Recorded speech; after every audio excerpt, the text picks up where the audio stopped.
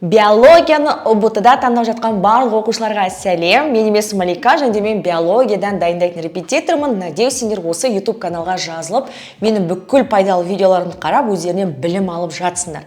Мен сендерге бүгін өте керемет күшті тақырыппен келдім. Ол адам организмдегі мына бір теріге арналмақ. Бүгін біз сендермен терінің құрылысын өтеміз, және бұл бірінші бөлім. Оның екінші бөлімі теріде орналасқан печени, Месснер деген тәрізді рецепторлерге арналады. Егер де дайын болсаңдар, ручка, парақтарың бар болса, менімен бірге жазып, сурет салыңдар. Оказывается, тері адам организмдегі ең үлкен мүше екен. Ересек адамның терісінің ауданы шамамен 1,5 немесе 2 метр квадратта. Не себептен теріні біз вообще мүше деп санаймыз, өйткені естерінде бар болса, балапандар, оқушылар, тері арқылы біз сеземіз, біз затты ұстаймыз, температураны сеземіз, беткі қабаттың вообще беті қандай екенін сеземіз, сонымен қатар ауырсынуды сеземіз. Например, біз мұрын арқылы иіс сеземіз, ол да бір мүшеге жатады. Тері де сол сияқты мүше. Тағы да тері арқылы біз тек қана сипап сезіп, немесе температураны сезбейміз, сонымен қатар тері бізді қорғайтын басты органдардың бірі. Ол бізді әртүрлі температуралардан, ауысуынан, түсіп кетуінен, жоғарылауынан, механикалық соққылардан, немесе біздің организмімізге кіріп кеткісі келіп тұратын микробтардан қорғайды екен. Олай болса, осы бірінші бөлімді біз терінің құрылысына арнайық. Сонымен адамның терісінің құрылысы бақандай 3 бөлімнен тұрады екен. Бірінші бөлімі бізде эпидермис деп аталады. Өздерін суреттен байқап тұрғандай, эпидермис ол біздің теріміздің ең беткі және де ең бірінші қабаты. Сендер байқап тұрғандай, біздің көзімізге екі түрлі түспен ажыратылатын бөлімдер көрініп тұр. Екінші, мына бір жақтағы үлкен бөлім және де құрамында өте көптеген заттары бар. Бұл бізде дерма немесе нағыз тері бөлімі деп аталады. Өздерін көріп тұрғандай, бұл жақта бізде и бұлшық талшықтары, и тамырлар, и рецепторлар, и әртүрлі бездер орналасқан. Әрбір бөлімге жеке-жеке біз қазір келесі слайдтарда тоқталамыз. Ал қазір ең соңғы үшінші бөлім ол бізде май жасынығы, немесе гиподерма, кейбіреулер тағы да май клетчаткасы деп атайды. Бұл бізде ең соңында тұрады. Ал енді ең бірінші қабат біз эпидермиске тоқталамыз. Қазір эпидермиске тоқталмас бұрын мен айтып кеткім келеді. Біз жалпы теріні 3 түрлі қабатқа бөлдік. Эпидермис, дерма, май жасынық қабаты. Когда сендер университетке барасыңдар, мысалға ғылыми биология мамандығына, немесе медицина мамандығына барғанда, сендер өте күрделі және өте терең оқитын боласыңдар. И мына жақта 3 түрлі қабат емес, өте көптеген қабаттар болуы мүмкін. Но біз сендермен мектеп оқушылар болғандықтан біз ең басты 3 қабатпен шектелеміз, және де соның ең біріншісі бізде эпидермис. Сонымен эпидермистің өзі бізде 2 түрлі қабаттан тұрады. Мына бір жақтағы суреттен біз бағана бөліп қойдық, визуально біздің көзімізге 2 түрлі түстен тұратын қабаттар көрініп тұр. Енді осы суретті чуть-чуть увеличить ететін болсақ, біз айқын 2 түрлі қабатты көреміз. Бірінші қабат бізде аталады екен мүйізді қабат. Мүйізді қабат өлі жасушалардан тұрады, және де ол кейде кеуіп тұрған сияқты көріну мүмкін. Мысалы, өте қатты салқын погода болғанда, желді болғанда, қар жауып тұрғанда, немесе егер өзіміз дұрыс жуынбай, крем жақпайтын болсақ, біздің теріміздің былай сытырлап, отшелушиваться етіп тұрғанын көреміз. Және де баняға барғанда біз осы терінің қабатын в основном алып тастаймыз өзіміздің үстімізді жуған кезде. Екінші эпидермистің қабаты бізде тірі жасушалардан тұратын қабат екен. Ол жақта міне жасушалардың өте үлкен және ядролары айқын көрініп тұрған білесіңдер. Эпидермистің басты біздегі қызметі сыртқы ортаның факторларынан қорғау. Яғни негізгі қызметі қорғау болып табылады. Эпидермисте ешқандай капиллярлар, ешқандай бездер, ешқандай маңызды бір рецепторлар орналаспайды. Ол жақта бізде меланин пигменті болады. Меланин пигменті жалпы сендер оны көп жерден естідіңдер. Мысалға, ол адамның шашына түспеуі мүмкін, көзінің нұрлы қабығына түспеуі мүмкін, немесе адамның терісіне түспеуі мүмкін. Ол неғұрлым көп болса, тері соғұрлым қоңырқай көрінеді екен. Даже шашта неғұрлым көп болса, шашымыз өте қою түсті қара болады. И адамның көздері сондай. Мысалы, көк көзді адамда меланин пигменті өте аз. Қара көзі немесе қоңыр көзді адамда меланин пигменті көп болады. Ал бұл пигмент қай жақтан шығып жатыр және де неге ол эпидермисте орналасқан? Оказывается, эпидермистің жасушаларында бізде меланоцит дейтін осындай бір жасуша болады екен.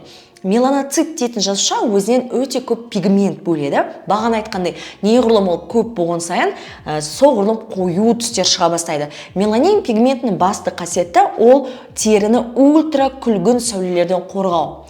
Ультра күлгін сәуле дегеніміз ол күн сәулесінің ішіндегі бір толқын немесе сәуле деп айтуға болады. Естеріне түсіріңдер, кемпір қосақ түстері 7 түрлі түсі бар, соның 7 түрлі түсі барлығы күн сәулесінен шығып жатқан толқындар. Және соның ішінде ультра күлгін сәуле адамның денесінен рак шақыратын немесе өте зиянды болуы мүмкін. Мысал ретінде, когда күн бізге жарқырап өзінің күн шуағын беріп тұрған кезде, ол бүкіл кемпір қосақтағы түсті бізге береді на самом деле. Ол просто біздің көзімізге көрінбейді.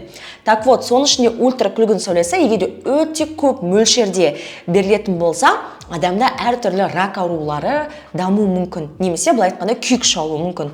Сол себептен табиғат өте ақылды және де өзінің адамдарын қорғау үшін ол біздің эпидермисімізге осындай меланоцит дейтін жасуша берген.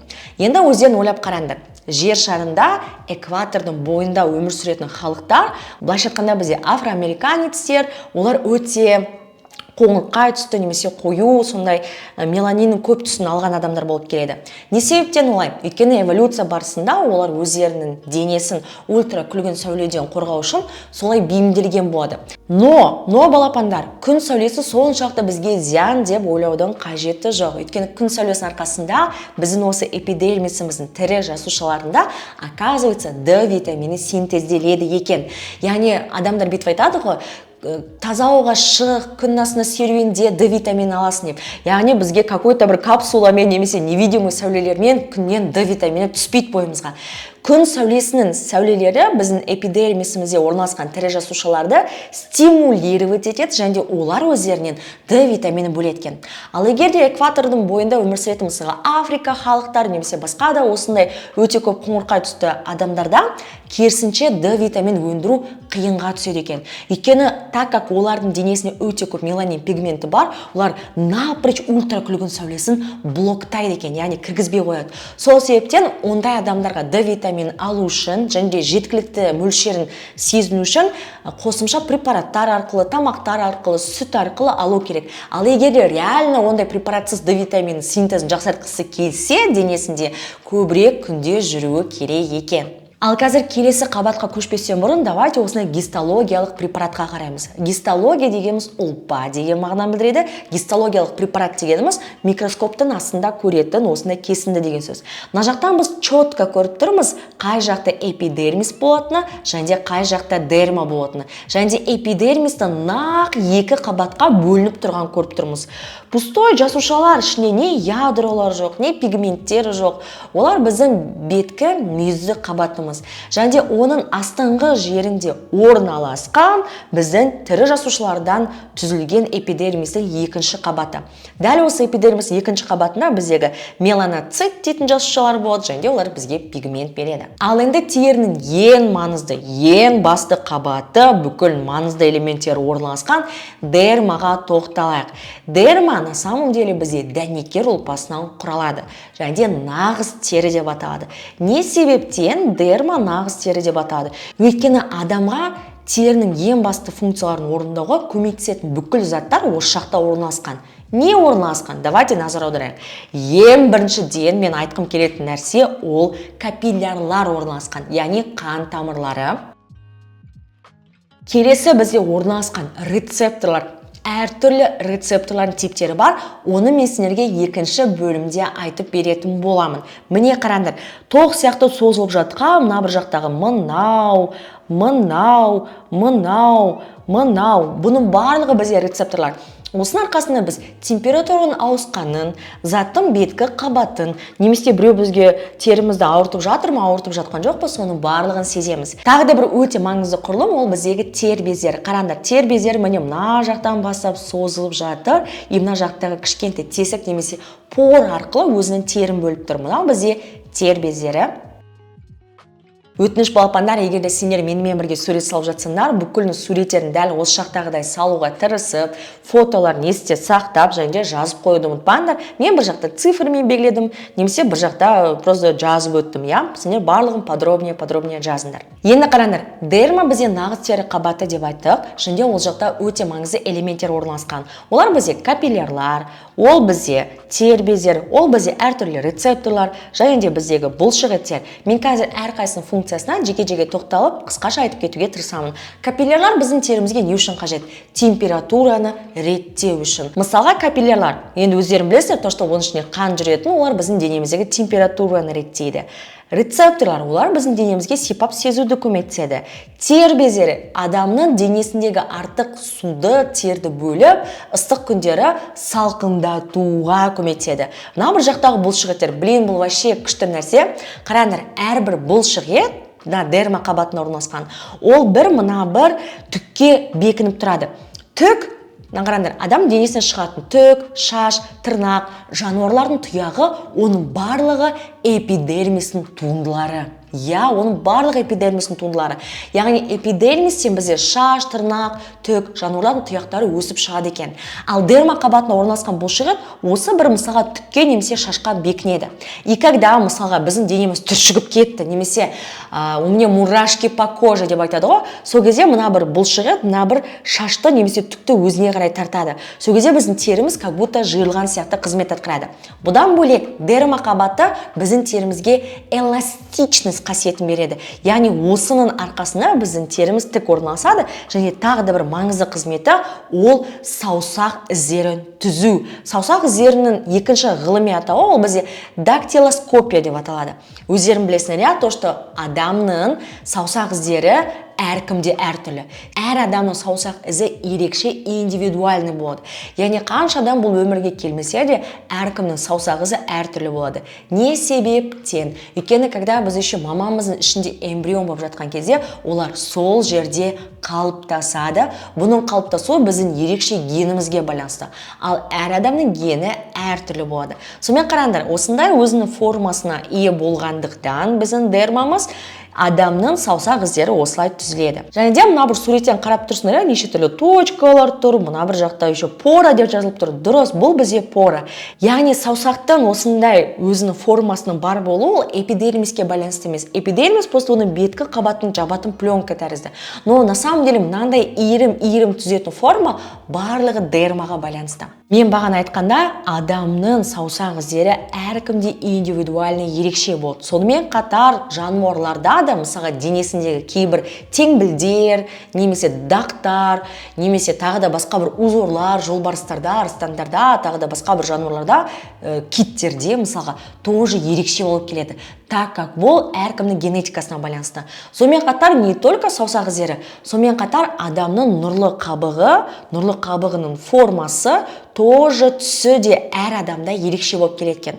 Сол себептен аутентификация жасағанда, мысалға Touch ID дейді ғой, немесе Face ID, көздің ішіндегі нұрлы қабыққа, немесе саусақ іздеріне байланысты біз аутентификация жасаймыз. Яғни тек қана бізді ғана тани алатындай, тек қана біздің саусақ ізіміз арқылы анықтай алатындай заттар жасалады. Келесі ең соңғы терінің қабаты, үшінші қабаты, ол бізде тер асты май жасынығы, немесе гиподерма деп атайды.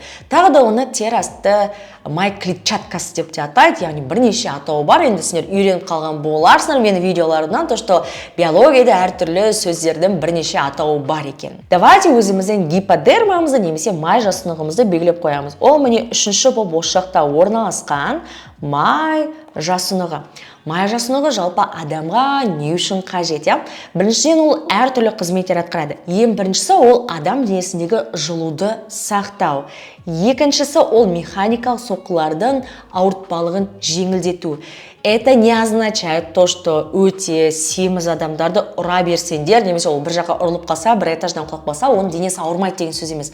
Ол просто даже қарапайым біздің осындай кішкентай жұқа теріміздің өзінде бар болғандықтан, мысалға мен столға бүйтіп тиіп кетсем, бір зат мен қақ кетсе, ол маған ондай қатты шын өмірдің физикалық заңдылықтарына байланысты қатты ауыр тимейді, кішкене болсын жеңілдетіледі.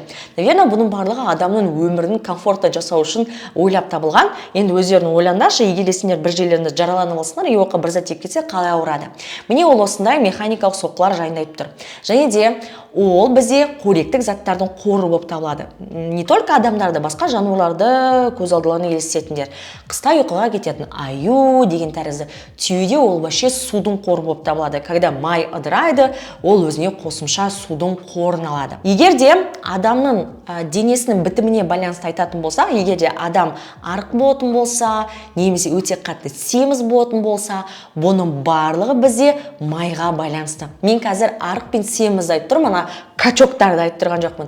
Реально бұның барлығы бізде майға байланысты. Егер де адам ожирение мен целлюлитпен страдать ететін болса, оның сүйектері ауыр деген сөз емес. Ода просто патологически майдың мөлшері тым қатты артып кетті деген сөз. Не себептен адамдар кейде семіздікпен ауырады?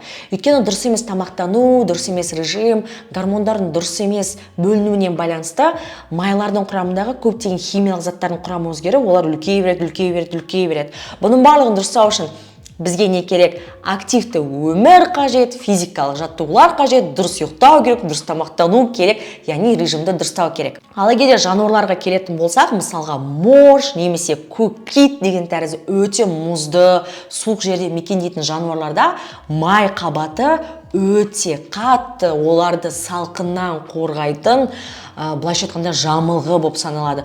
Ойлаңдаршы, біздің майымыз незначительный. Вот мына жақта бізде қателеспесем көк киттің майы, бұл жақта просто кейбір мемлекеттерде киттерді аулауға рұқсат етеді, на самом деле олар рұқсат емес, и адамдар оны пайдалы деп сатады. Және де оларды сойған кезде майдың қабаты нереально көп. Өйткені мысалға солтүстік мұзды мұхитта тіршілік ететін сондай жануарларда өте қатты қалың болады. Сонымен балапандар, давайте сендермен не өттік, соны қайталап аламыз. Адамның терісі 3 түрлі қабаттан тұрады: эпидермис, дерма, май асты жасынығы.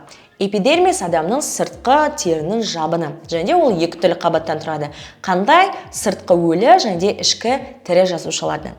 Және де эпидермис қабатында бізде меланоцит дейтін жасушалар болады. Олар бізде меланин пигментін бөліп, адамның терісінің түсін анықтайды. Олар бізді ультракүлгін сәулесінен қорғайды, және күн сәулесі арқылы біздің эпидермистің тірі жасушалар D витаминін синтездейді. Екінші біздегі қабат дерма деп аталатын еді, дерма. Дерма қабатында біздің терімізді анықтайтын, біздің терімізге қажет бүкіл маңызды элементтер орналасады. Олар бізде капиллярлар, қан тамырлары, рецепторлар, бұлшықеттің талшықтары, тер бездері, май бездері. Және осы дерма арқылы біздің саусақ іздеріміз анықталады. Келесі ең соңғы 3-ші қабат бізде не деп аталатын еді? Май жасынығы немесе гиподерма. Май жасынығы біздің денемізге жылуды сақтайды, қоректік заттарды жинайды, және де механикалық соққылардан қорғауға көмектеседі. Енді терінің құрылысы және оның рецепторларын арналған бірінші сабақты аяқтау үшін мен сендерге осы терінің қызметтері арқылы қорытындылағым келіп тұр. Терінің қызметтері өте көп, өйткені ол өте үлкен орган. Бірінші қызметі оныкі термореттеу, немесе термореттелу деп айтуға болады. Енді қараңдар, біздің денеміздің тұрақты температурасы 36 градус. Қыста да, жазда да, көктемде, қыста да. Қалай біз осы термореттелуді жүзеге асырамыз?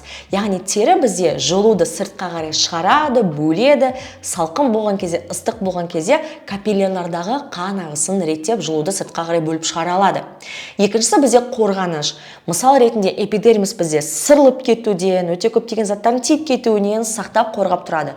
Жара болса, маяқта әңгімен мүлде басқа болатын еді. Ал терісті май жасынығы болса, біздің денеміздегі жылуды сақтайды, и одан кейін барып механикалық соққылардан сақтайды. Сонымен қатар біздің теріміз соншалықты қалың, что сырттағы микробтарды кіргізбейді, және де какой-то бір иммунитеттің қызметін атқарады. Келесі бөліп шығару. Теріміз арқылы біз тер, яғни пот бөліп шығарамыз. Аяқтағы көк көмбекпен берілген тер бездерін сендер көріп тұрсыңдар. Тер на самом деле 98% судан тұрады, сонымен қатар әртүрлі тұз, аммиак деген тәрізді зиянды заттарды сыртқа қарай бөліп шығады. Тыныс алу. Біз теріміз арқылы тыныс алудың 5%-ын жүзеге асырамыз. Яғни оттекті жұтып, біздің теріміз солай көмірқышқыл газын шығарады. Келесі қор жинау. Қол жинау бізде май жасыну арқылы жүзеге асады. Мысалға, аюлар қысқы ұйқыға кететін кезде өзіне май жинайды. Келесі D витаминінің синтезі, яғни ол біздің эпидермисіміздің тірі жасушаларында болатын күн сәулесімен бірге жүретін процесс. Сонымен балапандар, біз терінің құрылысына арналған сабақтың бірінші бөлімін бітірдік. Екінші бөлімде біз бүкіл рецепторларды толық қарастырамыз, өйткені бұл ұбт-да келетін аса қиын тақырыптардың бірі. Егер сіздерге видео ұнаса, пожалуйста, лайк басып, комментарий жазуды ұмытпаңдар. Ал мен сіздермен келесі сабаққа дейін қоштасамын. Всем пока!